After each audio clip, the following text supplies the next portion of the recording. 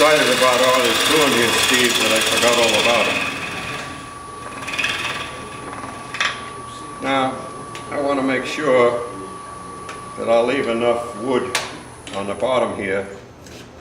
So I want to check the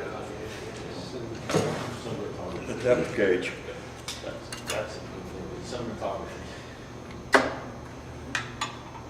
Don't presume everybody knows what that is, Bob.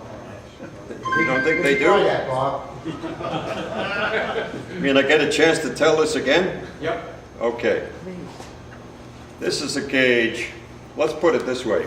You can make a depth gauge out of a simple piece of wood and a dowel. And you eyeball the end here, and then you stick the dowel in, and you can see what thickness you have.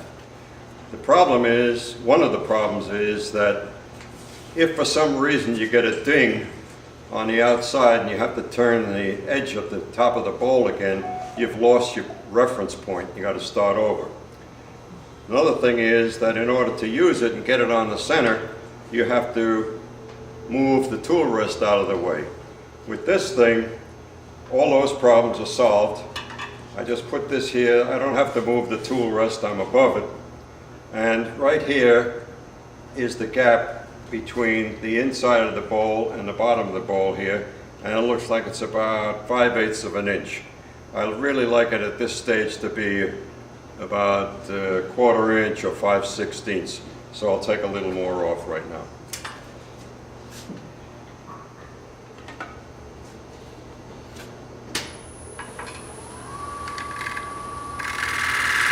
And the other thing is, this couldn't cost anything to make. It's just pieces of junk around. And that's the real motive.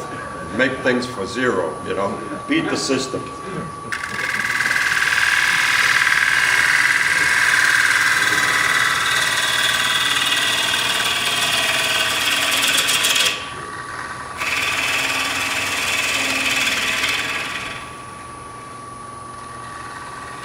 There's another thing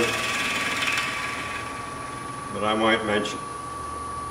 Even though this is just the rough turning, there's going to come a time when you're working on the finished bowl and you're going to come down to the center where you have that nub.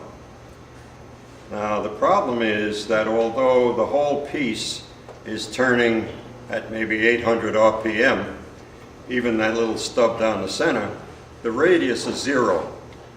I'm sorry, yes, the radius is 0, therefore there's no miles an hour, no inches per second or what have you traveling, and you're just gouging through there.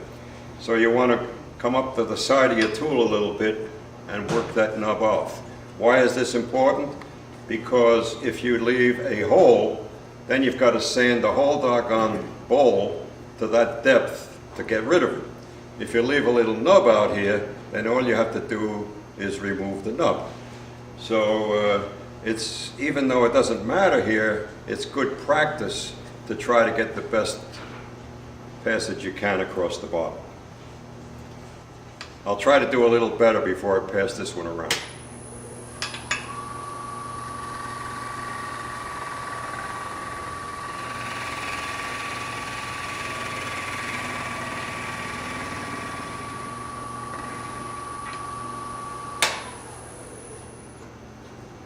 Yeah, that's not good. Not bad. Let's see what our thickness is now.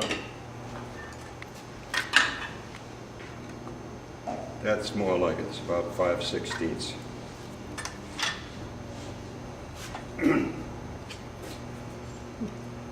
Now at this point, I would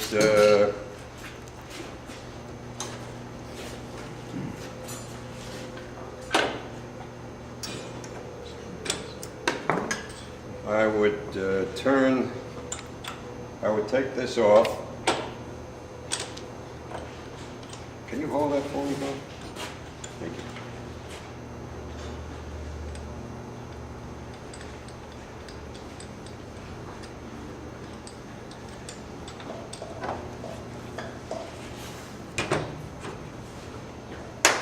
I would take this bowl at this point and wax it thoroughly. I put the date on it, wax it thoroughly, and put it up on the shelf in the garage for about 3 months, at which time it would have been pretty much stabilized and ready to do the finished turning with a minimum of further distortion. So I'll pass this around at this point. Well, this is the readout over here. Yeah, no, it's just bring that down to the center, and this tells you that there's no gap at all. Okay, so, oh, so okay, the readout is over here. Yes. Okay, now, The wings we wanted to see. He's a gutless worm. what I Don't worry. I'll break his claws out. I have a bottom. Now what I want to do is the following. Oh, yeah. I'm not going to work on that bowl. I'm going to work on another one that's dry, and it was turned 9/27/00. So it's about, it's 10 years old, it's drying. And it should be pretty much stabilized. You were a young man back then, weren't you, Bob? He was never young. I have probably 600 rough turn bowls up on the barn floor over my barn area. And every time I need something, I just go up and look around and grab something. One of the problems is that working with stuff that you did 10, 15 years ago, the quality is that of which you were capable at that time. That was the state of the art for you 15 years ago, and that's what you're presenting now. So that's a slight limitation, if I've improved any.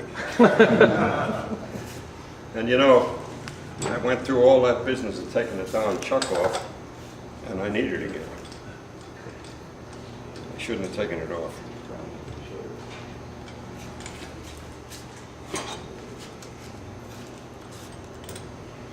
Bob, there's a can of WD-40 in there if you wanted to get those threads once. It'll make it easier to take off the line. It's just that this is a different class of thread somewhat. A little from- WD-40 will make it a lot easier to spin. It would make it easier, probably. Okay.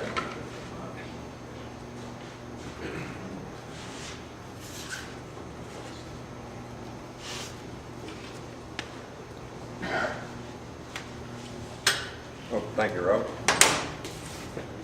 Now let's see how this is. I always stand aside, bend over, Bob. Yeah, go ahead. Oh, it's not too bad.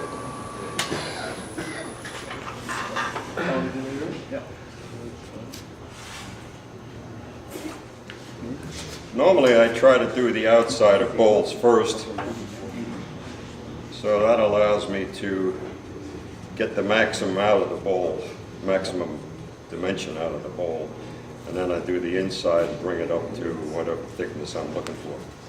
Let's see how this works out. Now normally, if you had a complete bowl that was round on the top, what I would generally do is make this part on the top flat, so that you have a place to start with your bevel rubbing. And then you can come with your gouge and start here on the flat side and work around, and then you can come in from this side and work around to get to the outside. We don't quite have that. Maybe what I'll do is try to make that flat, at least on part of the bowl, and see if that works out for us.